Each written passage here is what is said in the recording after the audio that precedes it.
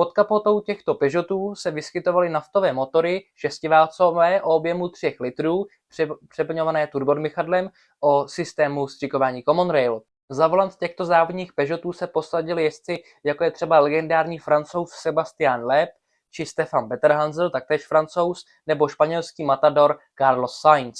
Úspěchy těchto dakarských Peugeotů byly v letech 2016, 2017 a 2018, to jsou ty nejznámější úspěchy.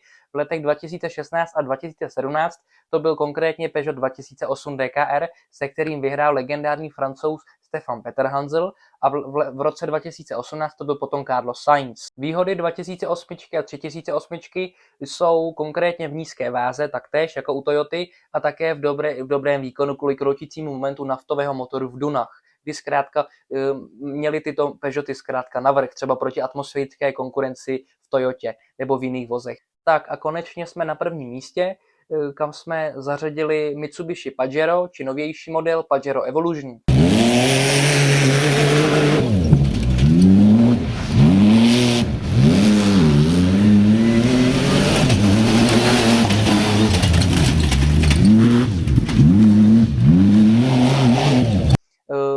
Tyto japonské vozy jsou jedny z nejlegendárnějších vozů prostě vůbec na Dakar, nebo asi nejlegendárnější, když jsme taky zařadili na první místo. V Mitsubishi Pajero byl konkrétně motor o objemu 3,2 litru, a to konkrétně přeplňovaný naftový agregát se systémem Common Rail s 2 turbodmychadly, a v modelu Pajero Evolution pak byla jednotka 3,8 V6 benzínová atmosférická s časováním ventilů.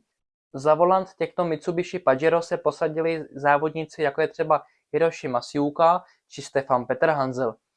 Mitsubishi Pajero a Pajero Evolution vynikaly svou extrémně vysokou spolehlivostí, dobrým výkonem a také zejména dobrým průběhem kroutícího momentu.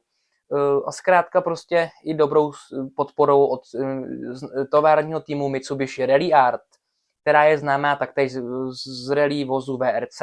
Jinak mimochodem tento vůz nazbíral 12 celkových vítězství v Dakaru, což je opravdu velmi krásné číslo, a doteď je to nejlepší osobní auto na Dakar. Takže všech 5 aut jsou doteď velmi legendární a doteď v podstatě nepřekonané. Opravdu jsou to velmi povedené závodní kousky a doteď, kdyby jeli na Dakaru, tak v podstatě neudělají ostudu ani proti nejnovějším speciálům, které jedou třeba letos. Tak a já doufám, že jste video zhlídli až do konce, že se vám video snad líbilo. Pokud se vám video líbilo, tak určitě nezapomeňte dát palec nahoru, či napište nám nějaký komentář. Tak a pokud se vám video líbilo, tak můžeme třeba příště natočit video o 5 nejlepších dakarských nákladních závodních autech. Já se na vás budu těšit příště třeba u dalšího videa TOP 5, či u klasické recenze aut.